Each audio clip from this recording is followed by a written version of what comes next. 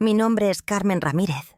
Tengo 72 años y hoy voy a contar la historia que cambió el rumbo de mi vida y tal vez también pueda cambiar el suyo.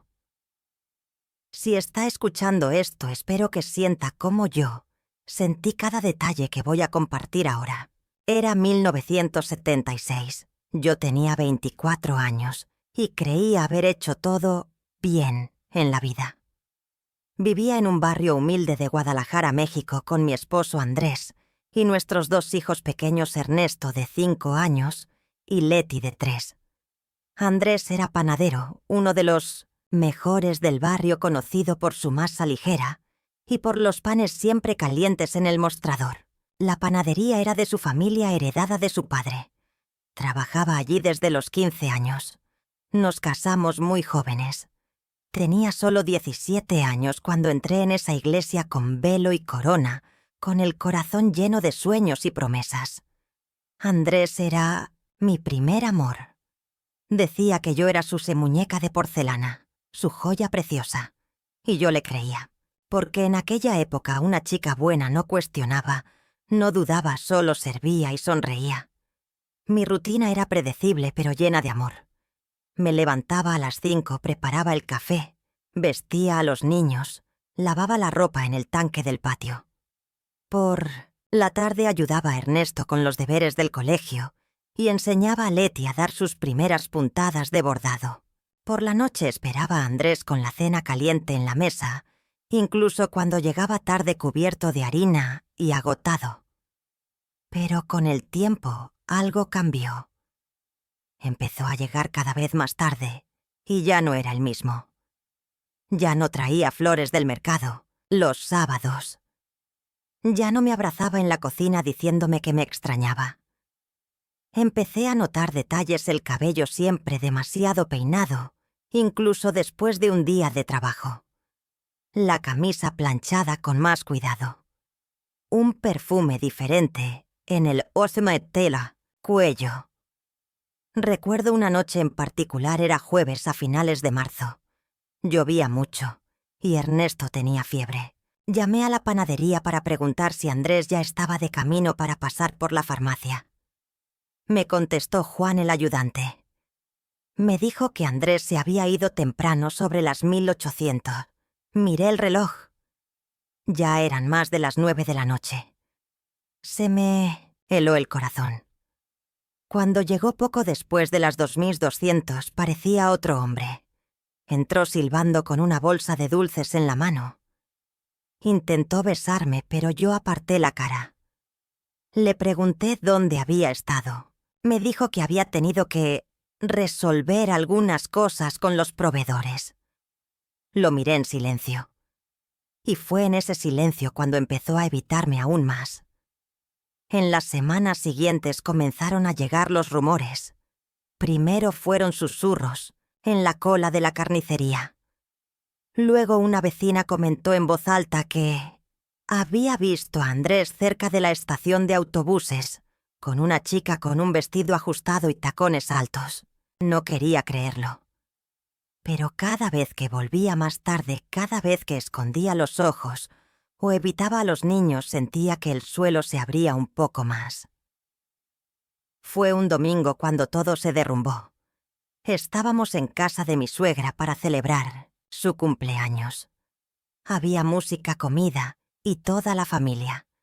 Estaba lavándome las manos en el baño cuando oí risas procedentes del porche. Y entonces la vi. Era una chica muy joven, de piel clara, con el pelo teñido de rubio, riendo a carcajadas con Andrés. Él la miraba como nunca me había mirado a mí. Fui hacia mi cuñada y le pregunté quién era. Ella tartamudeó. «Ah, es solo una conocida de Andrés. Parece que ahora ayuda en la panadería». Se me encogió el pecho. Salí de allí y me fui a casa con los niños. Esa noche me senté en el borde de la cama y me quedé mirando mis pies. Me sentí como una sombra. Una mujer apagada, olvidada. Yo que lo había dado todo. Mi cuerpo, mis hijos, mis mejores años. Él me estaba cambiando por una chica de 19 años y ni siquiera tuvo el valor de decírmelo. A la mañana siguiente no lloré. Preparé el café como siempre, vestí a los niños, barrí el patio. Pero dentro de mí algo comenzó a cambiar. Era como si una llama pequeña y silenciosa hubiera comenzado a arder. Y pensé, él puede dejarme, pero me verá de pie. Me verá renacer. Y ahí fue donde comenzó mi venganza. A la mañana siguiente de la fiesta, la casa parecía más fría. Los niños aún dormían cuando me senté a la mesa de la cocina, con una taza de café aguado y las manos temblorosas. Miré al vacío como quien intenta encontrar fuerzas para seguir adelante. Lo sabía. Ya no era una suposición. Andrés estaba con otra. Y lo peor era una chica, alguien que podría ser mi sobrina. Los rumores comenzaron a extenderse con fuerza. En el mercado las mujeres cuchicheaban. En la iglesia las miradas se desviaban cuando pasaba. Era como si todos lo supieran menos yo, o peor aún, como si esperaran ver hasta dónde aguantaría callada. Él ya no se escondía. Llegaba a casa oliendo a un perfume dulce diferente al mío. Traía cigarrillos importados en el bolsillo y una expresión de superioridad en el rostro. Dormía en el sofá, decía que estaba demasiado cansado para hablar. A veces ni siquiera aparecía. Y cuando aparecía evitaba incluso mirarme a los ojos. Una tarde fui a la panadería con mi hija Leti. Quería enfrentarme a ellos. Ella estaba allí detrás del mostrador sonriendo como si no le debiera nada a nadie. Pelo teñido, vaqueros ajustados, maquillaje intenso. Tendría como mucho 19 años. Cuando me vio se atragantó con su propia saliva. Andrés fingió no verme. «Buenas tardes», dijo ella tratando de parecer educada. «Una baguette y 2 conchas», respondí con voz firme. Me entregó los panes sin mirarme. Andrés se acercó. «Carmen, ¿tenías que venir aquí? ¿Por qué no? Es una panadería pública. ¿O ahora solo atienden a las que llevan minifaldas?» Salí con los panes y con la cara ardiendo, pero por dentro estaba helada. Esa noche lavé los platos lentamente en silencio. Ernesto hacía los deberes y Leti dibujaba sentada en el suelo. Los miré y juré no crecerán viendo a su madre humillada. No voy a aceptar vivir como la sombra de nadie. Saqué de un cajón mi antiguo cuaderno del colegio. Todavía tenía marcas de lápiz y hojas dobladas. Empecé a hacer una lista de todo lo que sabía hacer: bordar, leer, coser, recetas. En la parte superior de la página escribí «Plan para empezar de nuevo». El domingo fui a la iglesia. Después de la misa esperé a la hermana Lucia, que coordinaba un grupo de ayuda para mujeres en situación difícil. Cuando me vio me abrazó con fuerza. Sin decir mucho le dije que necesitaba hacer algo por mí. Por primera vez. Me invitó a participar en un proyecto de refuerzo escolar para niños de la comunidad. No tenía título, pero tenía ganas y fe. El martes siguiente empecé. Llegué tímida con un lápiz en el bolsillo y el alma herida. Los niños me llamaron profesora y eso me conmovió. Me sentí útil, me sentí viva, me sentí alguien. Mientras tanto, Andrés estaba cada vez más ausente. Solo pasaba los sábados por la mañana para ver a sus hijos y dejar un poco de dinero. Siempre tenía prisa. Traía excusas, regalos baratos y ojos cansados. Una vez llegó con un rasguño en la cara. Dijo que se había caído.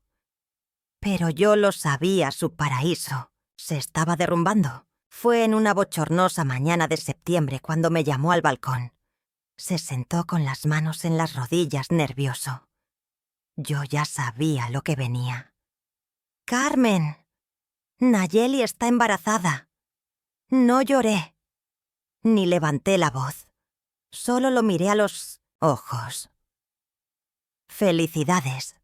Espero que trates a ese hijo mejor de lo que has tratado a los tuyos». Intentó justificarse, pero no le di oportunidad. Le dije que esa casa ahora era mía y de los niños.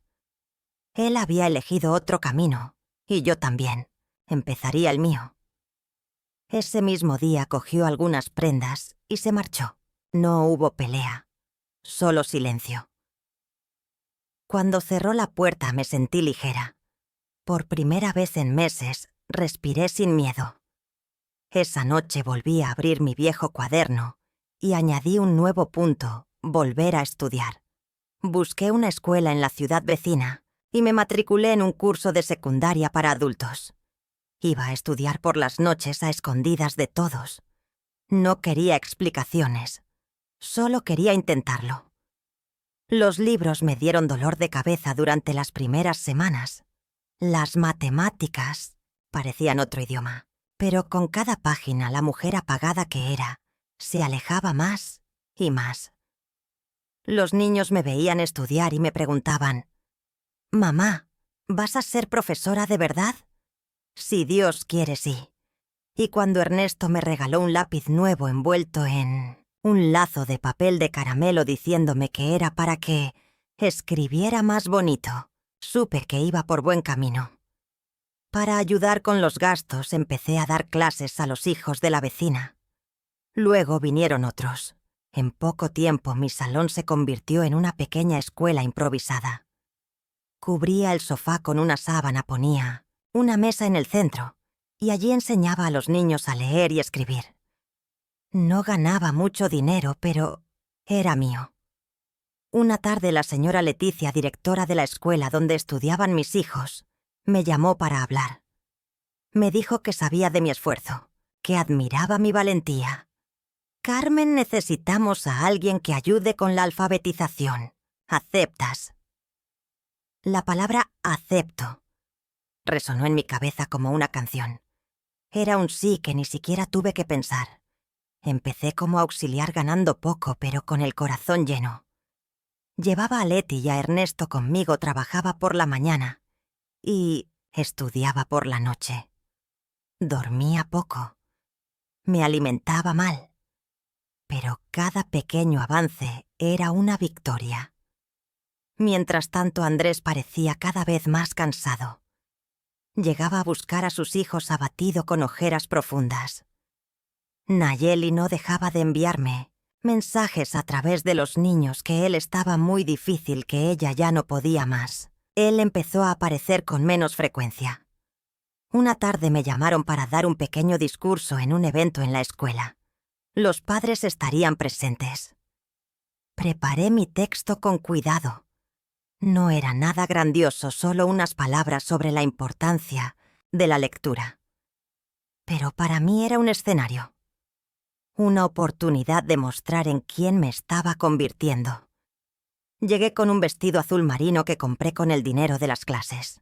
Me recogí el pelo con un lazo sencillo y sostuve el cuaderno con mis notas como si fuera un trofeo. Cuando subí al pequeño escenario improvisado en el patio, mis ojos se encontraron con los suyos, Andrés sentado al fondo, con su hijo en brazos y el rostro tenso. Nayeli a su lado enfadada. Hablé con calma. Conté que enseñar a leer a alguien era darle a esa persona el poder de reinventarse. Dije que la educación cambia destinos y que ningún dolor, ninguna pérdida es demasiado grande cuando creemos que podemos empezar de nuevo.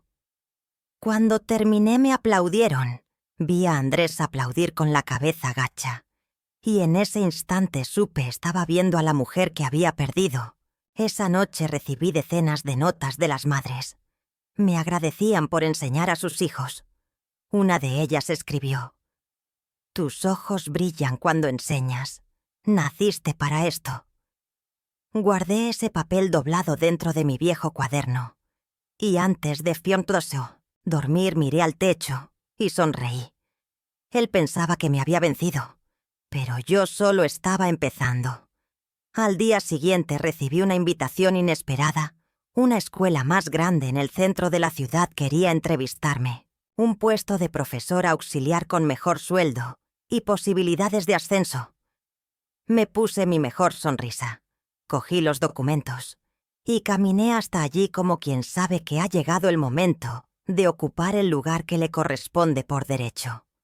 La escuela en el centro de la ciudad era grande, con pasillos largos y ventanas altas. Cuando entré por primera vez como candidata a un puesto me sentí pequeña, pero había algo diferente en mí ese día. No era la misma Carmen de 2 años atrás, que caminaba encorvada por el dolor. Era una mujer que ya había enfrentado la humillación, la soledad, el rechazo, y seguía en pie. La entrevista fue sencilla. La directora se llamaba Amparo. Era estricta, pero parecía justa. Me preguntó por qué quería trabajar allí. Respondí con los ojos llenos de sinceridad. Porque sé lo que es ser olvidada. Y no quiero que ningún niño se sienta así dentro de un aula. Me miró durante un rato y luego dijo: «El puesto es tuyo. Empieza el lunes». Volví a casa flotando. Abracé a mis hijos con fuerza. Ernesto ya tenía 8 años. Leti, 6. Ambos se emocionaron con la noticia. «Ahora serás profesora de verdad, mamá. De verdad y con orgullo, hijo mío». Con el nuevo trabajo pudimos alquilar una casita mejor. Era modesta pero luminosa. Conseguí comprar muebles usados en buen estado. El aula en la que trabajaba estaba llena de retos, niños con dificultades, algunos agresivos, otros con problemas familiares. Pero yo los entendía, porque yo también llevaba cicatrices, y quizá por eso me escuchaban, me respetaban. En pocos meses los profesores empezaron a tratarme como a una igual. Empecé a organizar círculos de lectura pequeños, proyectos, reuniones con las madres. Un día una niña me abrazó con fuerza y me dijo: «Profesora Carmen, usted es la única persona que me escucha de verdad». En ese momento supe que ya estaba marcando la diferencia. Mientras tanto, Andrés vivía otra realidad. Aparecía esporádicamente para recoger a sus hijos, siempre apurado, abatido. Nayeli ya no venía con él. Cuando le preguntaban por ella, él cambiaba de tema. Se fue a pasar una temporada con sus padres, pero sus ojos decían otra cosa. Un sábado Leti regresó del paseo con su padre y comentó casualmente: «La chica rubia le gritó delante de todo el mundo mamá. Dijo que quería desaparecer de nuestras vidas». No dije nada. Solo abracé a mi hija y le acaricié el pelo. Por dentro algo en mí se calmaba. Una parte herida se estaba curando sin hacer ruido. En el trabajo me invitaron a participar en un programa de alfabetización comunitaria los fines de semana. Acepté de inmediato. Enseñar a adultos que nunca habían aprendido a leer era emocionante. Muchos llegaban cabizbajos, avergonzados, y se iban sonriendo cuando conseguían escribir su propio nombre por primera vez. Gané reconocimiento. En una ceremonia municipal recibí una mención de honor como educadora transformadora. Nunca imaginé que escucharía mi nombre por un micrófono, con gente aplaudiéndome. Después de la entrega del certificado, mientras salía del ayuntamiento, vi a Andrés parado al otro lado de la calle. Estaba más delgado, el cabello comenzaba a escasear. Llevaba una bolsa de plástico en la mano. En sus ojos se reflejaba una mezcla de vergüenza y nostalgia. No dijo nada. Yo tampoco. Solo seguí caminando con el diploma en las manos. En la escuela el respeto crecía. Los niños me llamaban profesora Carmencita. Los padres confiaban en mí. La directora me ofreció un puesto fijo como profesora titular de 2º grado. Lloré al firmar el contrato. En casa convertí la antigua habitación del fondo en un rincón de lectura. Todas las noches antes de dormir, leía con mis hijos. Ernesto se enamoró de la geografía. Leti quería ser escritora. «Voy a escribir libros como los que nos lees, mamá», decía con los ojos brillantes. El dolor de la traición aún vivía en algún lugar dentro de mí, pero ya no dominaba mi vida. A finales de 1981 me llamaron para rendirme homenaje en una feria regional de educación. Sería la principal ponente del evento. El tema: cómo la educación transforma destinos. Era simbólico, casi profético. Pasé días preparando la conferencia. Seleccioné fragmentos de historias que había vivido con mis alumnos. Relatos reales, emociones puras. Escribí y reescribí. Y el día del evento me vestí con lo mejor que tenía: una falda azul marino, una blusa blanca de cuello alto y zapatos de charol. Me recogí el pelo en un elegante moño. Me miré en el espejo y vi allí por primera vez a una mujer plena. Llegué al centro cultural y saludé a los profesores, a los organizadores, a las familias. El auditorio estaba lleno. En la primera fila, para mi sorpresa, estaban mis 2 hijos, a su lado. Andrés. Estaba visiblemente incómodo, pero presente. Ernesto me dijo adiós tímidamente. Leti sonrió ampliamente. Subí al escenario con el corazón latiendo con fuerza. Respiré hondo y comencé. Buenas noches. Me llamo Carmen Ramírez. Tengo 29 años, 2 hijos y una historia común. Tan común como invisible. Conté cómo empecé a enseñar. Cómo descubrí la fuerza donde solo había dolor. Cómo cada niño que aprendió a leer conmigo me enseñó a escribir mi propia vida de nuevo. Hablé del abandono sin citar nombres. Hablé de las noches en vela sin dramatizar. Y terminé con una frase que surgió del fondo de mi alma. Nunca subestimes a una mujer que ama a sus hijos, porque incluso cuando todos le dan la espalda, ella encuentra la manera de seguir adelante y de vencer. Aplausos. De pie. Bajé del escenario con los ojos llorosos. Abracé a mis hijos. Vi a Andrés parado en un rincón. Se acercó a mí. «Estás diferente, Carmen». «Estoy completa». Miró al suelo. Luego me tendió la mano. «¡Felicidades! ¡De verdad! ¡Lo lograste!». Le tomé la mano con firmeza. «Sí, lo logré. ¿Y tú? ¿Estás bien?». Él esbozó una sonrisa triste. «Nayeli me dejó. Se fue a la Ciudad de México. Se llevó a nuestro hijo. Dijo que no podía más». «Lo siento», respondí con sinceridad. A veces me pregunto cómo pudiste soportarlo todo sola. Porque tenía 2 motivos que me miraban todos los días. Ellos me enseñaron lo que era el coraje. Respiró hondo y luego bajó la cabeza. «Si necesitas algo, aquí estoy».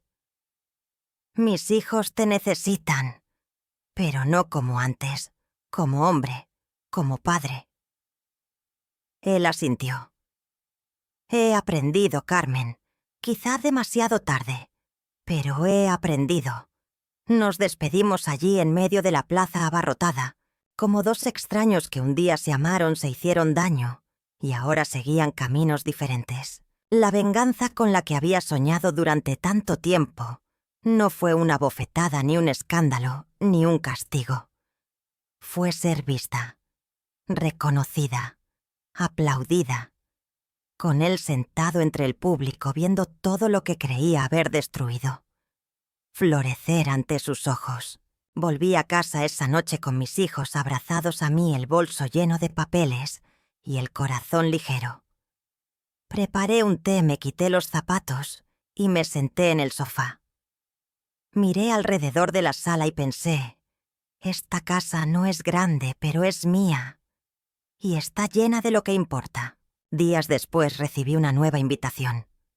La radio local quería entrevistarme. Querían escuchar mi historia. Dije que sí, porque historias como la mía merecen ser contadas. El tiempo pasó. Ni rápido ni lento. Pasó al ritmo adecuado de quien tiene mucho que enseñar. Mis hijos crecieron. Ernesto terminó el bachillerato con honores. Letty se convirtió en una chica apasionada por los libros. Cada vez que la veía sentada en la hamaca con una novela en las manos, sonreía en silencio. Porque allí estaba el fruto más hermoso de todo lo que había luchado por construir. Seguí dando clases. Empecé a enseñar también a adultos que volvían a estudiar después de años alejados de los estudios. Algunos eran mujeres como yo, que habían sido abandonadas, silenciadas, olvidadas. Se sentaban en el pupitre avergonzadas mirando al suelo, y cuando les decía, «Tú puedes», sonreían como niñas, porque nadie les había dicho eso antes.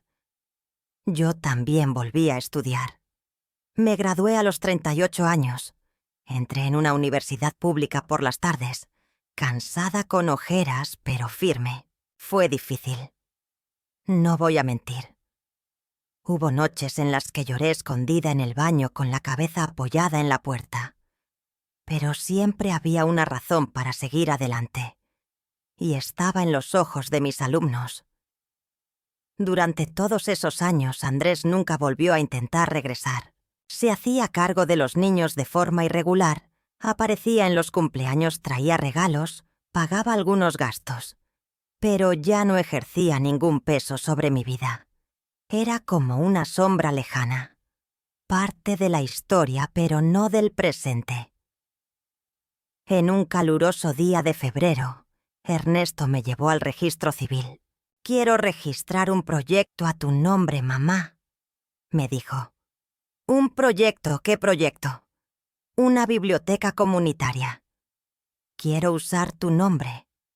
Espacio de lectura Carmen Ramírez». Me quedé en silencio. El pecho se me llenó. Se me humedecieron los ojos. «¿Pero por qué?» «Porque tú nos enseñaste que los libros también son medicina y que las palabras salvan».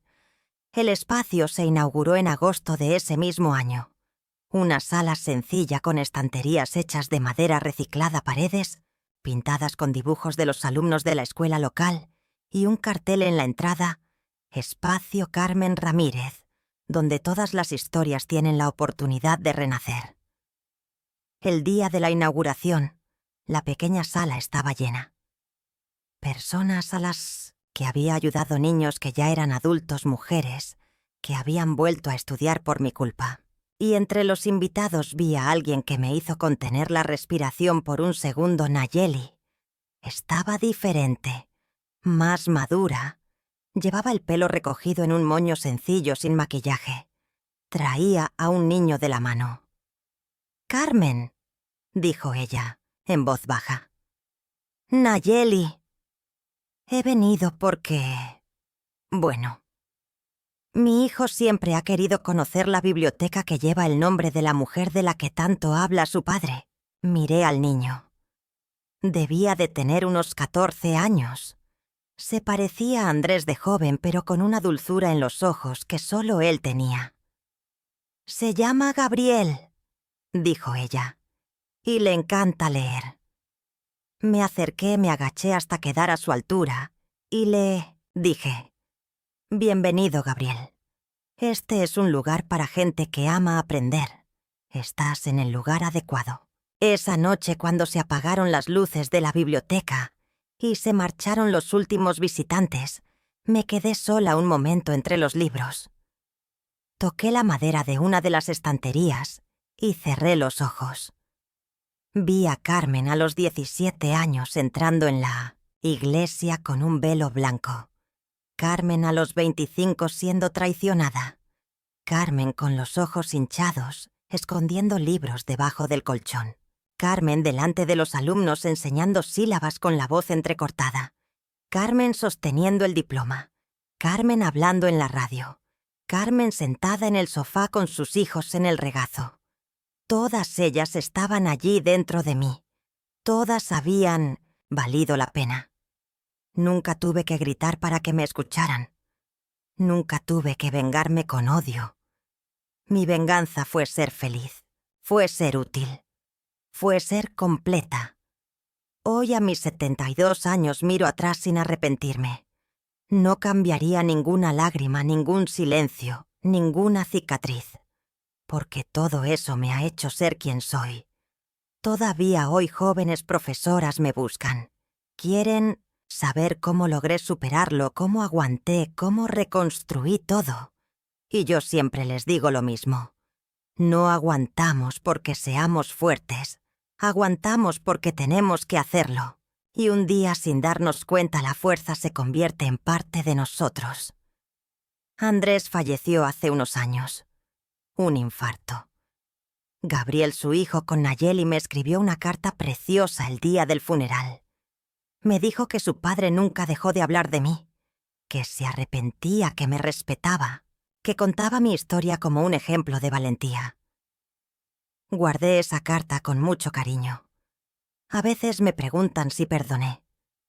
Y respondo con sinceridad: sí, perdoné. No para olvidar, sino para liberarme. El dolor que viví me transformó. Y hoy, cuando cuento esta historia, no es por rencor, es por gratitud. Porque si no hubiera sido por la traición, quizá nunca habría descubierto mi verdadera fuerza. Quizá nunca me habría convertido en profesora. Quizá nunca habría inspirado a otras mujeres. Quizá nunca habría escuchado a mi nieta decir: «Abuela, algún día quiero ser como tú». Y eso, amigos míos, vale más que cualquier final feliz.